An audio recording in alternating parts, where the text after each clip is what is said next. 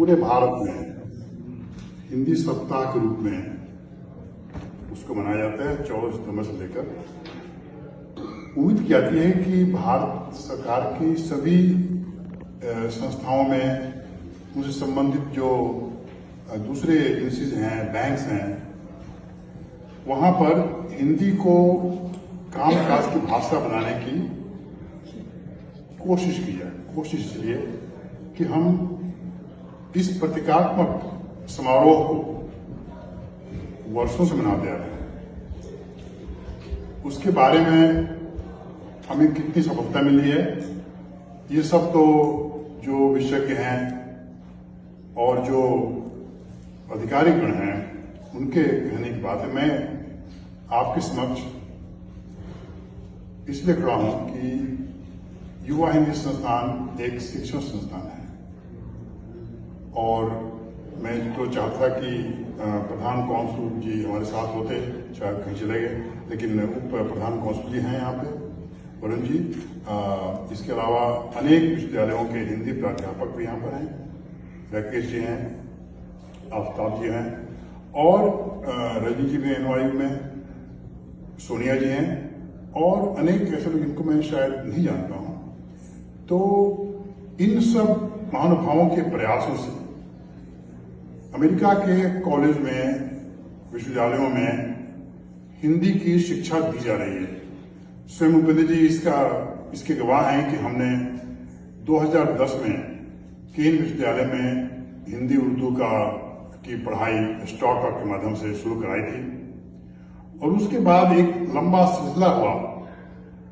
मिलेनियस county college और Pennsylvania के अनेक संस्थानों में हिंदी का काम शुरू हुआ। तब तक युवा हिंदी संस्थान की स्थापना हो चुकी थी और चूंकि मैं जैसा कि अनूप जी ने कहा है कि संस्थापक अध्यक्ष होने के नाते मेरा ये कर्तव्य था कि हिंदी को कैसे हम आगे बढ़ाएं। शुरुआत में ऐसा लगता था जैसे एक हिंदी की बात करना कुछ अटपटी सी चीज है, क्योंकि भारतीय मूल के अधिकांश माता पिता जो यहाँ पर अच्छी अच्छी नौकरियों में हैं, उनके लिए यह धारणा थी और मैं कहूँगा कि एक तरह से भ्रम था कि अंग्रेजी के माध्यम से ही वे आगे बढ़े हैं और हिंदी का कोई महत्व नहीं है। युवा हिंदी संस्थान ने एक एक माता पिता से मिलकर के उनको समझाने की कोशिश की कि हिंदी या किसी भी विरासत की भाषा को समझना, जानना, पढ़ना और नई पीढ़ी को पढ़ाना एक बहुत दूरदर्शितापूर्ण कार्य है। इसलिए है कि हम चाहे तो किसी भी इंजीनियरिंग में, मेडिकल में और दूसरे अपने जीवन के क्षेत्रों में काम में आगे बढ़ें, लेकिन अगर हमारे पास अपनी भाषा का ज्ञान नहीं है तो हम अपनी पहचान सबके सामने नहीं रख सकते। ये बात स्पष्ट थी, लेकिन सौभाग्य की बात यह है कि जहां भी मैं गया, जिन स्कूल डिस्ट्रिक्ट में वहां के सुपरिटेंडेंट से, बड़े अधिकारियों से जो कि सामान्य तौर पर गैर भारतीय होते, उनको जब मैंने ये बात कही कि हिंदी को पढ़ाना इतना ही महत्वपूर्ण है जितना कि आप फ्रेंच और जर्मन पढ़ा रहे हैं, मैंने उनको प्रस्तुतिकरण किया और यह समझाने में मुश्किल नहीं हुई कि हाँ, हिंदी का कार्यक्रम होना चाहिए। संयोग से अमेरिका के राष्ट्रीय सुरक्षा एजेंसी की तरफ से हमें स्टार टॉक का अनुदान मिलता था। हमें कोई और आर्थिक मदद की आवश्यकता नहीं थी और ये कार्य चलता रहा। मैं उसमें पूरी तरह से जुटा रहा और 2010 से लेकर 2021 तक हमने स्टार टॉक का ये सिलसिला बना रखा और आपको जानकर खुशी होगी कि पेंसिल्वेनिया प्रदेश में यह एकमात्र हिंदी का प्रोग्राम था। यूपेन का था, उसके बाद हमारा था, लेकिन यूपेन बंद हो गया, जहां पर भारतीय मूल के गैर हिंदी भाषी पेशेवर लोग जो कि IT में हैं, जो कि फार्मेसी में हैं, उन्होंने अपने बच्चों को भेजना शुरू किया। इसके पीछे भी एक छोटी सी कहानी मैं बताना चाहूंगा, क्योंकि मेरे लिए बहुत खुशी की बात थी। लेकिन वो क्यों आते थे?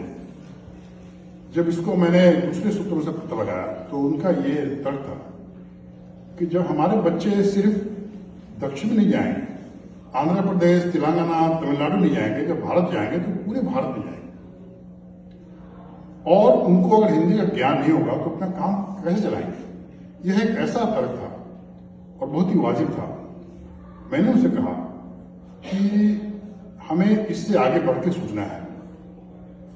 हमें ये सोचना है कि जो संस्कृति हम भाषा के माध्यम से इस देश में लाए हुए हैं, अगर हम इसको अगली पीढ़ी के पास नहीं पहुंचाएंगे, उनको अपनी भाषा, अपनी संस्कृति से लगाव पैदा नहीं करेंगे, तो फिर हमारा प्रयास निरर्थक होगा। आज से 20 साल बाद, 30 साल बाद शायद हिंदी का प्रयोग करने वाले, हिंदी जानने वाले, पढ़ने वालों की संख्या कम हो जाएगी। तो ये बात जब भी मौका मिलता मैं कहता था, और उसके चलते मुझे कभी भी ये समस्या पैदा नहीं हुई कि हमारे कार्यक्रमों में बच्चों की संख्या कम है। उसके बाद हमने देखा कि जब लोगों को, माता पिता को यह बताया नहीं जाए, उनको ये समझ नहीं आएगा कि हिंदी क्यों सीखनी चाहिए, तब तक वे अपने बच्चों को हमारे कार्यक्रमों में नहीं भेजेंगे।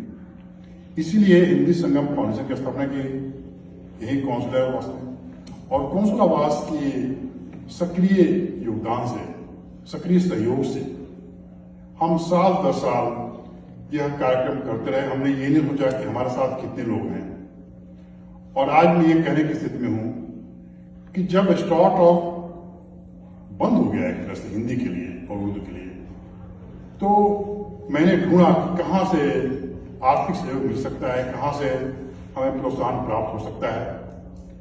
तो ये फुल राइट हेस का जो कार्यक्रम था, यह शिक्षा मंत्रालय की ओर से, डिपार्टमेंट ऑफ एजुकेशन की ओर से था, जिसका उद्देश्य बच्चों को पढ़ाना नहीं था, जिसका उद्देश्य हमें कॉम्पिटेंट शिक्षक तैयार करने थे। उनकी एक शर्त ये थी, उन्होंने ये अवार्ड, पुरस्कार मुझे दिया, और मेरे पास एक बड़ा गंभीर कार्य शुरू हुआ कि हम कैसे हिंदी शिक्षकों को प्रशिक्षित करें।